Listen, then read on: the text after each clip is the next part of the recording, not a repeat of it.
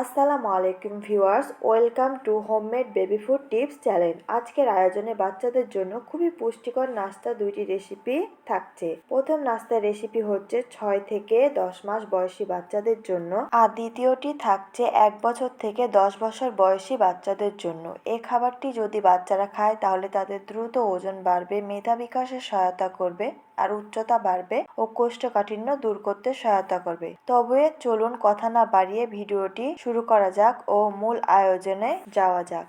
প্রথমে পরিমাণ মতো সাবুদানা নিয়ে নিয়েছি। এখন এগুলোকে 2 থেকে 3 বার পানি পরিবর্তন করে ভালো করে ধুয়ে নিব। ধুয়ে নেওয়া হয়ে গেলে পরিমাণ মতো পানি দিয়ে এগুলোকে ভিজিয়ে রাখবো কিছুক্ষণ। এখন এটা সাইডে রেখে দিচ্ছি, আর অন্য আরেকটি বাটিতে নিয়ে নিচ্ছি একটি মুরগির ডিমের কুসুম। এখন এই কুসুমটিতে একটি কাঁটা চামচ দিয়ে ফেটিয়ে নিব। ফেটানো হয়ে গেলে এটাকেও একটা সাইডে রেখে দিব। খাবারটি তৈরি করতে এখানে নিয়ে নিচ্ছি একটি গাজর। গাজরের উপরের খোসা ছিলে ফেলে দিয়ে গাজরটা গ্রেট করে নিব। আমি আমার পরিমাণ মতো গাজর গ্রেট করে নিয়েছি। আপনাদের বাচ্চারা যতটুকু খেতে পারবে ততটুকু নিয়ে নেবেন। দেখুন আমার গাজরগুলো কত সুন্দর গ্রেট করা হয়ে গেছে। এখন আমি চলে যাব চুলায় একটি প্যান বসিয়ে এখন আমি তাতে দিয়ে দিব আগে থেকে ভিজিয়ে রাখা সাবুদানা, আর দিয়ে দিব পরিমাণ মতো পানি। 6 মাস থেকে 10 বছর প্লাস বাচ্চাদের কিভাবে এই পুষ্টিকর সাবুদানা পায়েসটি তৈরি করে খাওয়াবেন সেটি আমি স্টেপ বাই স্টেপ আপনাদের সাথে শেয়ার করব। আশা করছি ভিডিওটি কোনো রকম না টেনে মনোযোগ সহকারে শেষ পর্যন্ত দেখবেন। এখন 6 মাস থেকে 10 মাস বয়সী বাচ্চাদের কিভাবে এই পায়েসটি খাওয়াবেন সেই রেসিপিটি দেখাচ্ছি। এরপরের স্টেপে 1 বছর থেকে 10 বছর বাচ্চাদের কিভাবে খাওয়াবেন সেই রেসিপিটি শেয়ার করব। তো 1 বছরের আগে যেহেতু বাচ্চাদের খাবারে গরুর দুধ ব্যবহার করা যাবে না, তাই এই পায়েসটি রান্না করার জন্য আমি পরিমাণ মতো বিশুদ্ধ খাবার পানি দিয়ে দিব। এরপর গ্রেট করে রাখা গাজর দিয়ে দিব। গাজরে প্রচুর পরিমাণে ফাইবার থাকে যা বাচ্চাদের কোষ্ঠকাঠিন্য দূর করতে সহায়তা করে। এছাড়াও খাবারটিকে কালারফুল করতে সহায়তা করে, যেটা দেখে সুন্দর লাগবে ও বাচ্চারা সহজে খেতে চাইবে ও মজা করে খাবে। আর পুষ্টিবিদরা বলে 1 বছরের আগে বাচ্চাদের খাবারে কোনো রকম লবণ ও চিনি ব্যবহার করা যাবে না। এই কারণে আমি এই খাবারে কোনো রকম লবণ ও চিনি ব্যবহার করিনি। এখন আমি আরো 3 থেকে 4 মিনিট নেড়ে চেড়ে রান্না করে নিব। আর দেখতে পাচ্ছেন সাবুদানাগুলো খুব ভালোভাবে সিদ্ধ হয়নি, মাঝখানে সাদা অংশ আছে, কিন্তু পানি শুকিয়ে গেছে, তাই আমি সামান্য পরিমাণ পানি অ্যাড করে দিব। এখন আবারও নেড়ে চেড়ে রান্না করে নিব 3 থেকে 4 মিনিট। তো ফিরে আসলাম 3 থেকে 4 মিনিট পর। দেখতে পাচ্ছেন সাবুগুলো কত সুন্দরভাবে রান্না হয়ে গেছে।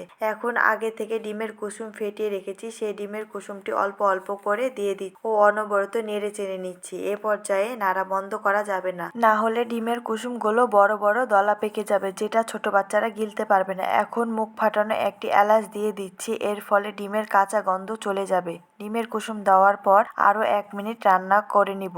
এর বেশি রান্না করা যাবে না, তা না হলে ডিমের কুসুম শক্ত হয়ে যাবে। নামানোর আগে খাবারের মধ্যে সামান্য পরিমাণ ঘি দিয়ে দিচ্ছি। ঘিতে রয়েছে বুস্ট ফ্যাট, যা বাচ্চাদের দ্রুত ওজন বাড়াতে ও স্মৃতিশক্তি বাড়াতে সহায়তা করে। যে যেভাবে লিকুইড রেখে বাচ্চাকে খাওয়াতে চান সে সেভাবে লিকুইড অবস্থায় নামিয়ে নেবেন। আর এই তো দেখুন তৈরি হয়ে গেল বাচ্চাদের হাই প্রোটিন ও ক্যালোরি বহুল নাস্তার রেসিপি।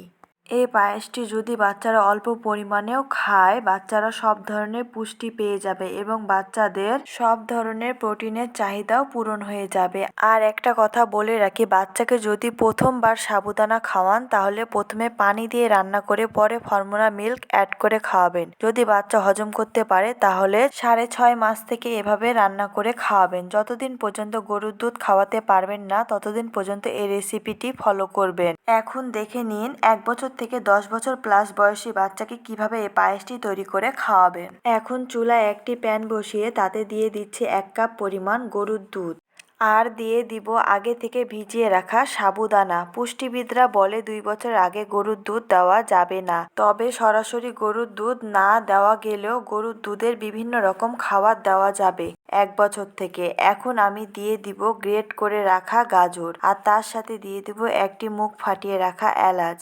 আর 1 বছরের পর থেকে যেহেতু বাচ্চার খাবারে লবণ চিনি দেওয়া যায়, সেহেতু আমি স্বাদ বাড়ানোর জন্য সামান্য পরিমাণ লবণ দিয়ে দিলাম। আপনারা চাইলে চিনি অথবা তাল মিশ্রি ব্যবহার করতে পারেন। অনেকের বাচ্চা আছে মিষ্টি ছাড়া খেতে চায় না, তো আপনারা চাইলে চিনি অথবা তাল মিশ্রি সে জায়গায় ব্যবহার করতে পারেন। যখন সাবুদানাগুলো পুরোপুরি সিদ্ধ হয়ে আসবে তখন আমি আগে থেকে ফেটিয়ে রাখা ডিমের কুসুম অল্প অল্প করে দিয়ে অনবরত নাড়তে থাকবো। 1 বছরের পর থেকে পুরো ডিমটা বাচ্চারাকে দেওয়া যায়। আপনারা চাইলে পুরো ডিমটাই দিতে পারেন। আমি এখানে ডিমের কুসুমটা অল্প অল্প করে দিয়ে আস্তে আস্তে নেড়ে চেড়ে ভালোভাবে মিক্স করে নিব। আর আরো 3 থেকে 4 মিনিট আমি রান্না করে নিব। ফিরে আসছি কিছুক্ষণ পর। এরপর আমি দিয়ে দিব সামান্য পরিমাণ ঘি। আর ঘি দিয়ে সামান্য নেড়ে চেড়ে আমি নামিয়ে নিব। সাবুদানার এই পায়েসটা যদি বাচ্চারা অল্প পরিমাণেও খায় তারা সব ধরনের পুষ্টি পেয়ে যাবে আর অল্প খাবারে ওজন বৃদ্ধি পাবে। তো ভিউয়ার্স, এই ছিল আমার আজকের আয়োজন। যদি আমার ভিডিওটি ভালো লেগে থাকে তো একটি লাইক করে দিবেন ও আমার চ্যানেলটি সাবস্ক্রাইব করে দিবেন ও পাশে থাকা বেল আইকনটি প্রেস করে অলে প্রেস করে দিবেন। আপনার বন্ধুদের সাথে শেয়ার করে দিবেন। আরো নিত্য নতুন খাবারের রেসিপি পেতে আমার পাশে থাকবেন এভাবে। ধন্যবাদ সবাইকে। আশা করছি এভাবে পাশে থাকবেন ও আমাকে সাপোর্ট করবেন।